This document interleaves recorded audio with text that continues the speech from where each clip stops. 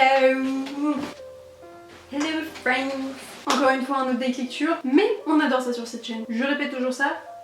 Donc je vais parler de mes dernières lectures, il y en a pas mal, il y en a quelques-unes dont je vais pas vraiment vous parler parce que je vous en ai déjà parlé ou c'est des relectures ou des trucs comme ça. C'est parti mon kiki, vous connaissez le principe, je vous parle des livres que j'ai dernièrement lus, je sais pas exactement combien il y en a mais on s'en fout, c'est parti. Premièrement je vais passer rapidement sur Beach Read de Emily Henry. C'était une relecture, si vous me suivez un peu depuis 2020, je l'avais lu au début de l'été 2020, ça avait été un énorme coup de cœur, c'est une romance, c'est la romance qui m'a vraiment redonné le goût aux romances. Et disons que j'en trouvais pas vraiment, c'est un peu une aventure. Pour vous faire un petit topo parce que le livre il a enfin été traduit en français, donc maintenant si vous voulez le lire, vous pouvez le lire, je sais pas exactement dans quelle maison d'édition il a été traduit. Je crois que le titre c'est Comme dans un roman d'été. Ça a été traduit dans une petite maison d'édition française et c'est trop cool, donc si vous voulez le lire cet été, en gros, dans ce roman, on suit deux auteurs qui étaient rivaux à l'université, dont January. Je sais pas s'ils l'ont traduit aussi son prénom en français ou pas. Dites-moi si vous l'avez lu en français, si son prénom ils l'ont aussi traduit par Janvier, ou si elle s'appelle toujours January. Elle a perdu son père et elle se retrouve à hériter de la maison au bord du lac qu'il avait avec sa maîtresse, qu'elle apprend que son père trompait sa mère pendant tout ce temps. Elle a le syndrome de la page blanche, donc elle a décidé d'aller là-bas pour un peu se ressourcer et tout simplement vider la maison pour pouvoir la revendre et se faire de l'argent. Et il se trouve que cette maison, elle est voisine de la maison d'Augustus. Bien évidemment, Augustus, le mec dont elle était rivale à l'université, et tous les deux ils arrivent plus à écrire. Elle écrit de la romance et lui de la fiction littéraire, genre des trucs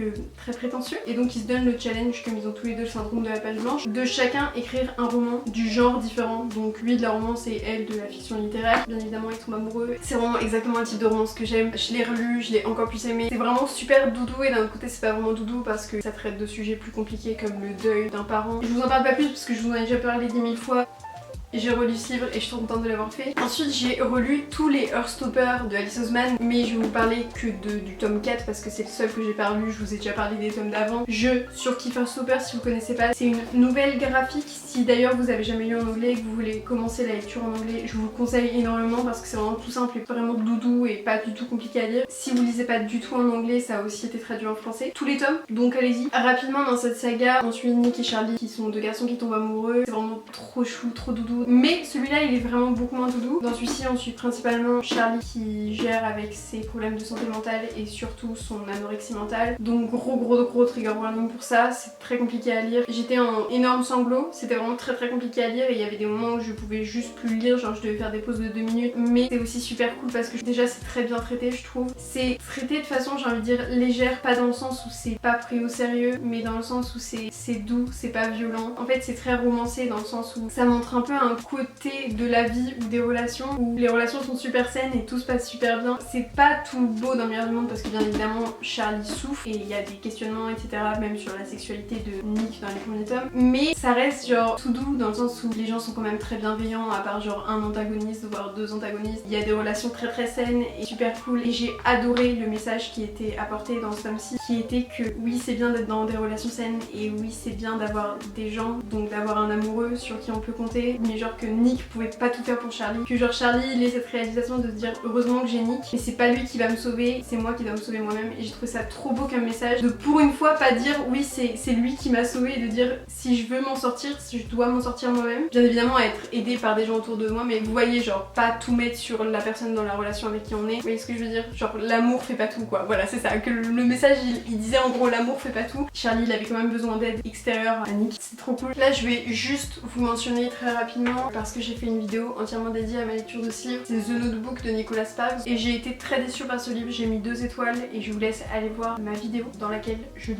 ce livre, donc je vais pas vous en parler plus, mais voilà j'ai mis 2 étoiles, c'était vraiment pas ouf et je relirai pas d'autres livres de Nicolas Sparks, surtout que les films me plaisent pas plus que ça, donc voilà. Ensuite on va passer à Giovanni's Room de James Baldwin. Si vous me connaissez, vous savez que James Baldwin est maintenant l'un de mes auteurs préférés de tous les temps. Je suis admirative. Je me répète tout le temps donc vous le savez de toute façon, mais voilà. J'ai lu en lecture commune avec Marilou de The French Library sur Instagram. C'est mon deuxième roman que je lis de lui. C'est également le deuxième écrit qu'il a publié. J'essaye de les lire dans l'ordre de publication. Donc c'est un roman, je sais même pas si on peut appeler ça un roman, qui est très court, qui a été écrit dans les années 50, dans lequel on suit David qui est un homme blanc qui vient juste d'arriver à Paris si je me souviens bien. Donc c'est un jeune homme homme américain blanc qui arrive à Paris et donc on le suit à Paris dans ses relations amicales et dont principalement sa relation et son aventure avec Giovanni, un jeune homme avec qui il se retrouve à vivre dans une chambre de bonne à Paris. Et leur relation, il me semble que c'est écrit à la première personne, ouais c'est ça, c'est écrit à la première personne. Pour ce qui en est de mon expérience à moi propre de lecture de ce livre, c'est un livre qui est super court, qui fait 150 pages, même pas long. On l'a lu vraiment hyper lentement et on a mis genre beaucoup de pauses dans notre lecture et je pense que toutes les deux on n'avait pas trop la tête à lire. Et du coup on l'a lu en genre 5 jours, ce qui est trop dommage parce qu'en fait je pense que si je l'avais lu d'une traite j'aurais vraiment pu beaucoup plus aimer. Et là le fait que je l'ai lu en 5 jours ça a vraiment beaucoup enlevé de mon expérience de lecture, du fait que j'ai pas autant aimé que ce que j'aurais pu. C'est pour ça que je l'ai pas noté sur Goodreads. L'écriture de James Baldwin est juste incroyable. Ses réflexions, tout ce qu'il peut dire est ouf et surtout que c'était hyper intéressant de lire l'introduction et de comprendre d'où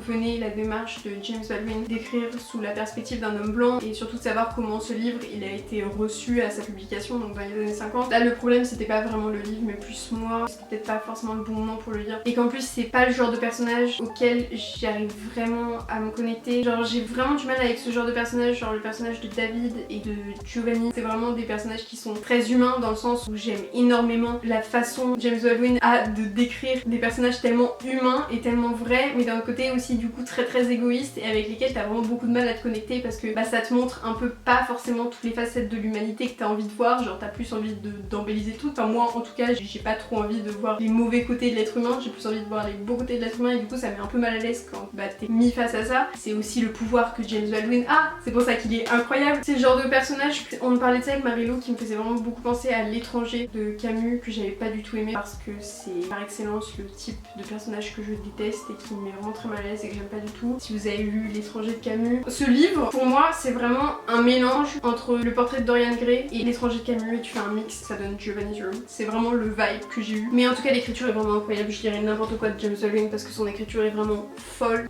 Donc voilà. Et ensuite j'ai enchaîné avec de la fantasy, YA. J'ai pas mal de trucs à dire. J'ai lu Bonecrew's Moon et le tome 2, Bonecrew's Dawn. Tout d'abord je vais vous faire un résumé. C'est de la fantasy YA. J'avais acheté ce livre en 2020, début 2020 quand il est sorti. Je connaissais pas du tout le résumé avant de le lire. En fait je l'avais acheté juste pour la couverture parce que j'étais absolument trop fan de cette couverture. Maintenant c'est un peu passé et maintenant bah, il fallait que je lise. Et j'aurais vraiment dû le lire au moment où je l'ai acheté mais bon c'est pas grave, that's okay. Dans ce roman on est dans un monde de fantasy en France. D'ailleurs c'est très drôle parce que je pense que, j'en sais rien mais je pense que l'autrice ne parle pas un mot de français donc les noms de villes et tout sont très francisés mais tu te rends bien compte que c'est jamais le genre de nom de ville que t'aurais en France. C'est drôle parce qu'il y a quelques petites fautes de français mais c'est chou, genre c'est mignon. On suit un groupe de femmes qui sont des bonecrewers.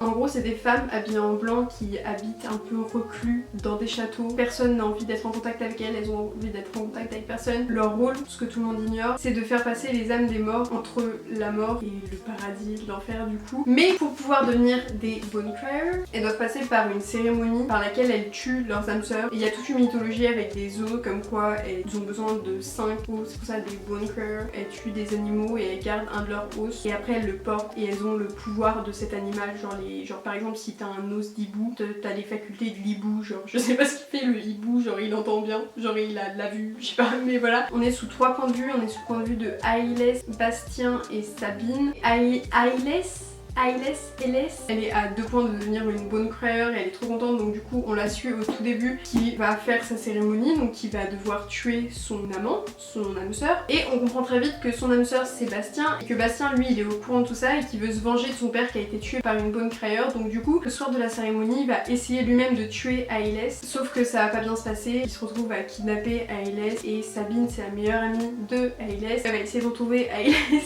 c'est un peu compliqué, je rends ça plus compliqué que c'est vraiment mais je suis vraiment trop nulle pour faire des résumés. En gros on se retrouve dans une romance où ils essayent tous les deux de se tuer et je sais que c'est le genre de trope que beaucoup de personnes aiment mais je pense que déjà c'était beaucoup trop jeunesse pour moi dans le sens où ça aurait été vraiment quelque chose que j'aurais beaucoup aimé il y a plusieurs années mais que maintenant j'ai un peu... j'aime plus trop ça, c'est plus le genre de truc que j'aime. Je pense que ce roman a quand même beaucoup de potentiel à être aimé si vous savez que vous aimez le YA fantasy dans lequel la romance est très importante. Je pense que ce livre aurait vraiment beaucoup de potentiel à être traduit en français. Déjà le truc c'est que moi dès le début j'aurais vraiment beaucoup plus aimé je pense ce roman si ça avait été la romance entre Ailes et Sabine, parce qu'il y aurait vraiment eu beaucoup de potentiel entre Ailes et Sabine, mais en fait elles sont meilleures amies, sœurs, nanana. Et en fait Bastien et Ailes ils ont vraiment genre aucune alchimie, ils étaient vraiment très basiques, il y avait vraiment aucune subtilité dans leur relation ou dans l'écriture, c'est vraiment le genre de truc qui me faisait beaucoup cringe. J'avais un peu l'impression que le livre des fois il me prenait pour une débile parce que genre il m'expliquait des trucs mais en boucle, c'était pas une explication des fois qui était subtile, c'était vraiment il me répétait des trucs en mode mais tu te rappelles que si elle le tue pas quand même j'aurais pas mourir dans un an hein. Et j'avais un peu l'impression que le livre des fois me prenait un peu pour une débile et c'était un peu chiant et il y avait pas vraiment beaucoup d'enjeux, je savais comment ça allait se finir, enfin, c'était un peu prédictible, prévisible. Si je l'écrivais à ma façon j'aurais beaucoup aimé que la relation soit entre Ailes et Sabine parce qu'en plus on ressent dès le début qu'elles sont tellement attachées l'une à l'autre. Sabine pendant tout le tome 1 tout ce qu'elle fait c'est essayer de trouver Ailes et se battre pour retrouver Ailes et juste penser à elle et à ce qu'elle doit faire pour trouver Ailes, et du coup ça aurait été tellement cool que ce soit une relation entre elles deux et genre à la fin elles se retrouvent et c'est le grand amour et tout, sauf que au final j'ai galéré pendant plus d'un mois avec ce livre, je l'avais commencé, après j'étais partie, j'avais arrêté de le lire parce que ça me saoulait, que j'avais pas envie de lire ça. Puis au final je me suis dit bon il faut que je le termine à un moment, donc je l'ai repris, j'ai vraiment hésité à le DNF plusieurs fois, j'ai voulu l'arrêter, je me suis dit non, allez je continue. Quand j'avais enfin terminé, que j'ai galéré pendant plus d'un mois à lire ce livre, qu'est-ce que j'ai fait? J'avais rien de mieux à faire que de commencer le tome 2, genre je sais pas pourquoi mais j'avais juste, je pense que j'étais dans ma zone de confort donc du coup je me suis dit bah vas-y j'ai juste envie de lire le tome 2 maintenant, alors qu'il y avait pas tant d'enjeux que ça, genre vraiment c'est ouf mais il y avait pas tant d'enjeux que ça. J'ai beaucoup aimé les genre 100 premières pages de ce tome 2, je me suis vraiment éclatée dans les 100 premières pages parce que je prenais vraiment pas le truc au sérieux. Je préférais les personnages avec qui j'étais, il y avait l'arrivée d'un nouveau personnage que j'aime plutôt bien, un mec, je sais plus comment il s'appelle. On est toujours sous ces trois points de vue, c'est redevenu très prévisible et très basique. En fait ce tome 2, je pense que pour vraiment l'aimer, il faut avoir vraiment surkiffé le tome 1 parce qu'en fait il se passe exactement, c'est exactement le même plot que le tome 1. Tu prends le tome 1, tu rajoutes un personnage et c'est le tome 2. Genre vraiment il se passe exactement la même chose, il y a rien de différent, il se passe exactement la même chose sauf que là c'est la fin, c'est la conclusion, il y aura pas d'autre tome. J'ai trouvé ça un peu ridicule, genre vraiment ça m'a fait beaucoup cringe, je levais beaucoup les yeux au ciel, c'est vraiment très drôle, genre tu vois cette équipe de 4 gamins qui vont défier Dieu, genre littéralement défier Dieu, donc c'est plutôt drôle. Et j'aime pas trop ce truc basique du parent maléfique. Je sais pas si c'est parce que j'ai des daddy issues mais ce truc du parent maléfique a vraiment la faculté de me mettre très mal à l'aise, et le truc où vraiment le parent il est mauvais quoi, il te veut du mal, genre ça me met mal à l'aise. Surtout le fait que là la mère qui est maléfique, c'est même pas juste pour ses propres intérêts, c'est pour un homme, genre ils ont... Encore ça aurait pu avoir du potentiel, c'était juste la mère qui est maléfique comme ça, mais non là elle est maléfique pour un homme et elle fait tout ce qu'elle fait pour un homme, donc bon. Disons que c'est pas le truc que je vais plus lui conseiller au monde, je pense que ça a quand même le potentiel vraiment objectivement de plaire à beaucoup de monde. J'aurais juste vraiment pas dû le lire, genre je suis vraiment pas la cible, j'ai pas trop mon avis à donner parce que je suis vraiment pas la cible. Donc voilà, c'est mon avis, mais si vous savez que c'est le genre de truc qui vous plaît, ne prenez pas mon avis en compte parce que je suis pas la bonne personne pour donner mon avis sur ces livres. Donc voilà, mais j'ai mis 3 étoiles parce que objectivement je sais que c'est pas si mauvais que ça et que c'est voilà, ça manque un peu de diversité et tout. C'est pas mauvais, c'est juste pas pour moi quoi. Donc 2,5.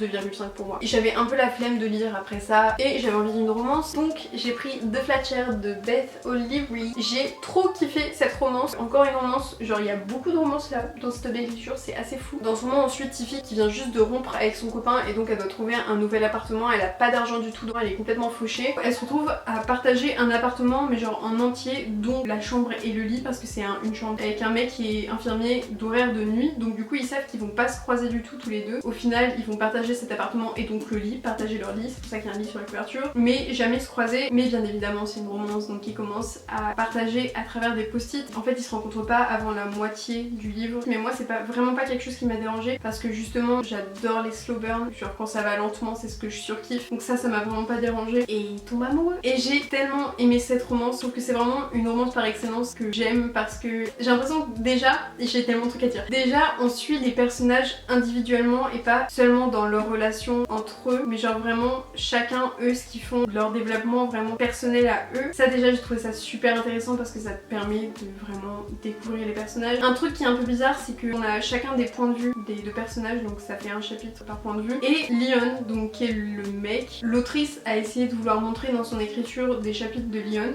qui montrait pas vraiment ses sentiments, qu'il était vraiment sec dans le sens où il se cachait énormément parce qu'en vrai il est beaucoup sensible, enfin moi je trouve que c'est un garçon très sensible, invincible qui est décrit dans son nom, mais qu'il avait une carapace, je déteste dire ça, pire expression, mais qu'il va droit au but et il s'ouvre pas facilement. L'écriture de ces chapitres, en fait, il n'y a pas de pronom, genre c'est écrit très factuellement, vraiment c'est écrit comme sur des post-it. Et au début il faut vraiment se faire à cette écriture où c'est juste vraiment genre je me lève, prends la clé, tape le numéro de téléphone, appelle maman. Très sec, bref c'est bizarre, mais c'est cool. Au bout d'un moment je vous promets qu'on s'y fait et ça devient plutôt sympa, enfin genre on s'en rend plus compte quoi. En plus de ça il y a pas mal de représentations qui est super, dont celle de la relation toxique dont Tiffy vient de sortir, qui je trouve est vraiment super bien représentée. Voilà, ça parle du fait de voir un psychologue, c'est trop cool, genre vraiment j'ai trop aimé les personnages, j'ai trop aimé leur relation entre eux, j'ai trop aimé la façon dont ils construisaient leur relation et le fait que ce soit hyper lent parce que c'est exactement le genre de truc que j'aime. Ouais, je les aimais trop entre eux, c'était trop cool quoi. Je trouve des romances qui me plaisent, incroyable. Je vous conseille énormément cette romance qui me semble a été traduite en français. Si elle a été traduite en français, je vous la mets là. J'ai beaucoup aimé. Et ensuite, oh my god, faut que je vous explique ça.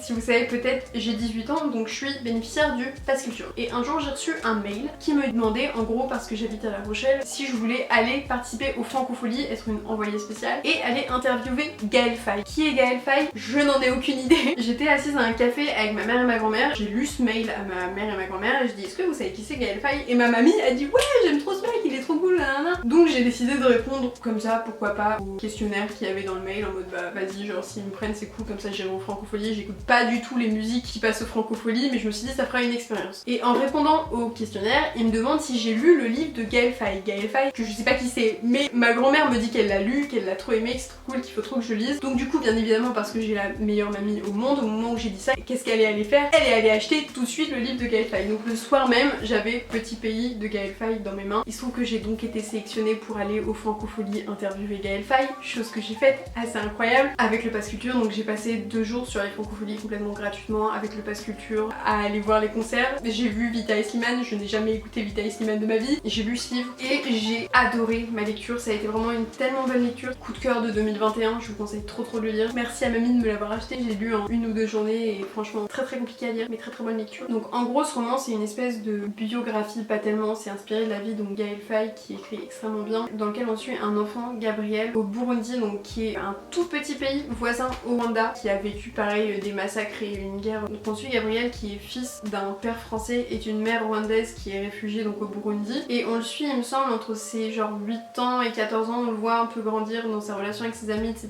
Donc au Burundi on voit surtout le climat de cette guerre civile, on voit vraiment tous les événements de cette guerre qui escalade. Donc il me semble que Gaël Faye a dû s'inspirer de sa propre vie et de ses propres expériences. J'ai pas vu le film, il a été adapté en film il me semble en 2019 ou 2020, c'était déjà assez dur de lire le livre. C'est vraiment déjà tellement bien écrit, l'écriture de Gaël Faye m'a énormément fait penser à celle de James Baldwin. Je pense que c'est une lecture très importante, c'est aussi très violent, j'ai fini en pleurs à la fin parce que ouais c'est super compliqué de lire ça, c'est vraiment super intéressant et tous les messages qui sont dit dedans sont super, et je pense que Gaël Faye est un garçon très intéressant, un garçon qui a maintenant 40 ans mais c'est super cool, et en plus de ça j'ai pu le voir en vrai, genre lui parler et lui faire un check et lui poser des questions, c'était ouf. Voilà, si vous n'avez pas encore lu Petit Pays de Gaël Faye, je vous le conseille à 100%. Pour terminer, j'ai lu Norse Mythology de Neil Gaiman. Enfin, je l'ai enfin lu. C'était le dernier épisode de Loki, donc je me suis dit là il me faut du Loki. Si vous savez pas, je suis complètement amoureuse du personnage de Loki dans le MCU. En fait c'est les contes, pas vraiment les contes, la mythologie nordique. C'est Neil Gaiman qui s'est réapproprié les contes de la mythologie nordique, ça n'a rien à voir les contes et la mythologie mais vous comprenez, et qui les a réécrits parce que si j'ai bien compris comme il dit au début du roman, en fait la plupart des écrits de la mythologie nordique ont été perdus, et donc c'est sa façon à lui de pouvoir les faire revivre, et c'était incroyable. C'était super parce que déjà Loki, je sais pas trop quoi dire de plus sur ce livre parce que du coup c'est plein de petits contes, ça s'appelle pas des contes, je saurais pas comment le dire, mais des mythes. Ah voilà, c'est pas si compliqué. C'est plein de petits mythes, écrits absolument trop bien parce que c'est la première fois que je lis du Neil Gaiman, mais sa plume est vraiment magnifique. C'était très instructif en même temps parce que j'ai appris beaucoup sur la mythologie nordique et parce que j'adore Loki et que je pourrais passer ma vie à lire du Loki. Si jamais la mythologie nordique ça vous intéresse, je vous invite beaucoup à lire ce livre parce qu'au final c'est romancé, c'est comme lire un roman mais avec plein de chapitres différents, et c'est traduit en français sous le titre de la mythologie nordique avec la couverture blanche. Donc voilà, j'ai adoré, il me semble que j'ai genre dû mettre 4-5 étoiles, j'ai trop kiffé. Et voilà, j'ai fini pour mes avis d'aujourd'hui, il y a encore d'autres livres que j'ai lus. On se retrouve bientôt pour un prochain update lecture et une autre vidéo. Sur ce, je vous embrasse. Dites-moi ce que vous avez lu dernièrement, si vous avez lu un de ces livres. J'espère que cette vidéo vous aura un minimum plu et je vous dis à la prochaine my babies, I love you.